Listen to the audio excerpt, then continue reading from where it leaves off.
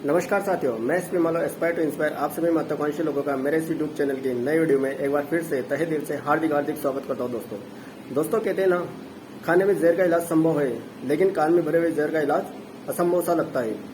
यानी कि यदि किसी झूठ को बार बार दोहराया जाए तो कभी कभी वो झूठ भी सच साबित होने लगता है। दोस्तों यानी कि इंसान के सामने कभी ऐसी परिस्थिति आ जाती है कि उसको अपने से ज्यादा कभी किसी पराये पर विश्वास होने लगता है। चलो एक स्टोरी के माध्यम से इस चीज को अपन क्लियर करते हैं। दोस्तों बहुत प्राचीन बात है, एक गांव में एक ब्राह्मण रहता था। वो ब्राह्मण किसी राजा के यहाँ पर हवन करने जाता था। जैसे हवन यज्ञ समाप्त होता था तो वो राजा उस ब्राह्मण को, उस पंडित को दक्षिणा स्वरूप में एक बच्चा देता था और उस ब्राह्मण से वो राजा बोलता था कि इस बच्चा को ले जाओ, बड़े होकर ये दूध देगी तो अपने और अपने परिवार का पालन पोषण करना।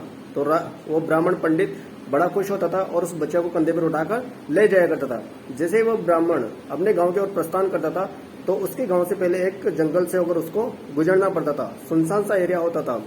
तो उस जंगल में 4 ठग रहा करते थे। जब उन 4 ठग की नजर उस ब्राह्मण पर पड़ती थी और वो ब्राह्मण वो 4 ठग उस पंडित के कंधे पर एक बच्चा को देखते थे तो उनके दिमाग में एक विचार आता था, क्यों नहीं आज इस पंडित को पागल बना दिया जाए और इसके कंधे पर रखे हुए बच्चा को हत्या लिया जाए। तो चारों के दिमाग में ऐसा विचार आता था और चारों रणनीति बनाते थे। आधे किलोमीटर के एरिया पे वो चारों ठग खड़े हो जाते थे। जैसे पंडित जी का सामना पहले ठग से होता था तो पहला ठग बोलता था उस पंडित जी से, अरे पंडित जी ये क्या हो गया, आपकी इस उम्र में खोपड़ी सटिया गई क्या? ऐसी उम्र में आप इस कंधे पर इस कुत्तिया को लेकर कहाँ जा रहे हो? लोग क्या बोलेंगे कि पंडित जी क्या कर रहे हैं? जिस उम्र में इनके पास में वेद होने चाहिए थे उस टाइम पर ये कुत्तिया को कंधे पे लेके जा रहे थे। तो पंडित जी गुस्से से लाल पीले हो जाया करते थे और उस ठग को बड़े गुस्से में जवाब दिया करते थे, अरे मूर्ख, अंधा हो गया क्या? तुझे दिखाई नहीं देती? अरे ये कुत्तिया नहीं बच्चा है, बच्चिया, इसे मैं अपने घर लेके जा रहा हूँ। तो जो पहला ठग बोलता था, चलो ठीक है पंडित जी, मेरा तो आपको समझाने का विचार था, लेकिन अगर आपको ये बात समझ में नहीं आए तो कोई बात नहीं, मैं जा रहा हूँ।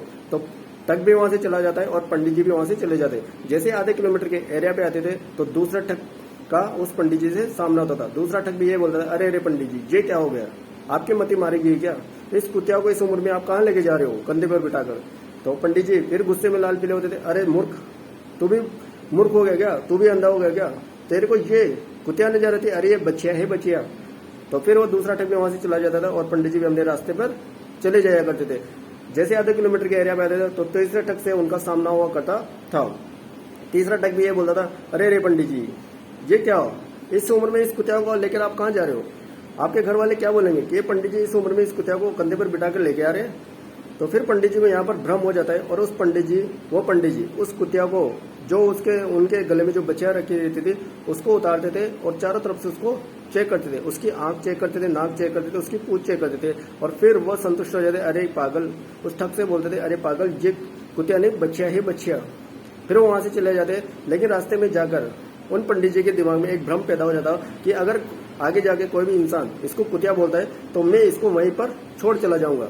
जैसे आधे किलोमीटर के एरिया पे आते हैं तो उस पंडित जी को चौथा ठग सामने मिलता है और वो चौथा ठग ये बोलता है, अरे पंडित जी जिस उम्र में आपके पास में वेद होने चाहिए थे, आपके हाथों में वेद होने चाहिए थे, शास्त्र होने चाहिए थे, उस टाइम पे आप कंधे पर किसी कुत्तिया को लेके जा रहे हो।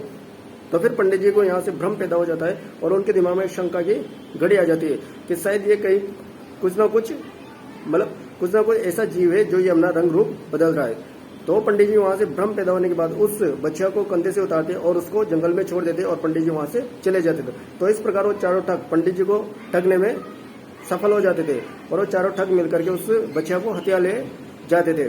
तो इस प्रकार से इस कहानी का उद्देश्य क्या था दोस्तों कि यदि किसी झूठ को बार बार दोहराया जाए तो वो झूठ भी कभी कभी सच साबित होने लगता है। ऐसा ही हुआ था उन पंडित जी के सामने, यानी कि उनको अपनी आंखों देखे पर कम विश्वास हुआ, लोगों के कहने पर ज्यादा विश्वास हुआ।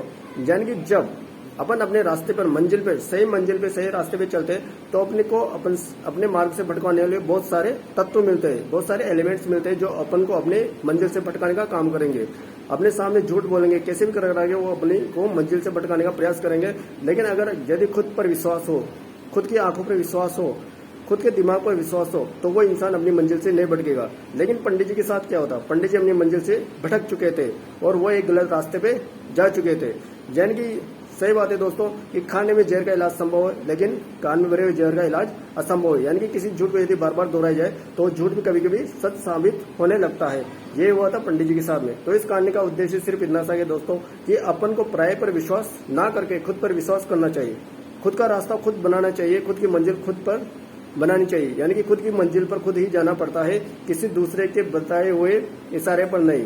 किसी दूसरे के बताए हुए इशारे पर अपन को गलत रास्ता, गलत मंजिल ही मिलेगी। अपने लक्ष्य पर अपन कभी नहीं पहुंच पाएंगे, अपनी मंजिल को कभी हासिल नहीं कर पाएंगे, कभी भी अपने टारगेटों को अपन अचीव नहीं कर पाएंगे। तो इस कहानी का उद्देश्य सिर्फ इतना सा है दोस्तों कि पराये पर कम विश्वास, किसी दूसरों पर कम विश्वास करना चाहिए, खुद पर ज्यादा विश्वास करना चाहिए। आपका अगर इस दुनिया में सबसे बड़ा दोस्त है तो सिर्फ और सिर्फ आप हो, और सबसे बड़ा दुश्मन भी है तो सिर्फ और सिर्फ आप हो। यदि कोई आपको सफल होने से रोकता है तो इसका कारण सिर्फ और सिर्फ आप ही हो। यदि कोई आपको असफल बनाता है तो इसका कारण भी सिर्फ आप ही हो। इसके अलावा इस दुनिया में कोई ऐसा इंसान, कोई प्राणी नहीं है जो आपको असफल बना दे या कोई सफल बना दे। सिर्फ आपके दोस्त, अच्छे दोस्त आप ही हो। आपको आपसे बेहतर इस दुनिया में कोई नहीं जानता, कोई नहीं पहचानता। तो खुद को पहचानो, खुद की काबिलियत को पहचानो, खुद की क्षमताओं पर पहचानो और खुद पर विश्वास करना सीखो दोस्तों। यदि ये वीडियो आपको अच्छी लगी हो तो इस वीडियो को ज्यादा से ज्यादा लाइक करना, और चैनल को सब्सक्राइब नहीं किया तो चैनल को सब्सक्राइब करना, बेल आइकन पर प्रेस करना, ऑल नोटिफिकेशन पर क्लिक करना दोस्तों। और इस वीडियो को ज्यादा से ज्यादा शेयर करना, कमेंट सेक्शन में अच्छा सा प्यारा सा कमेंट डालना। इस वीडियो को शेयर करने से दोस्तों ये होगा कि ये वीडियो आप जैसे महत्वाकांक्षी लोगों तक पहुंच सके और वो भी इस जानकारी, इस इन्फॉर्मेशन को ले सके दोस्तों, और इससे कुछ सीख सके। तो दोस्तों मिलते हैं बहुत ही जल्द नई वीडियो में। तब तक के लिए नमस्कार, wish you all the best.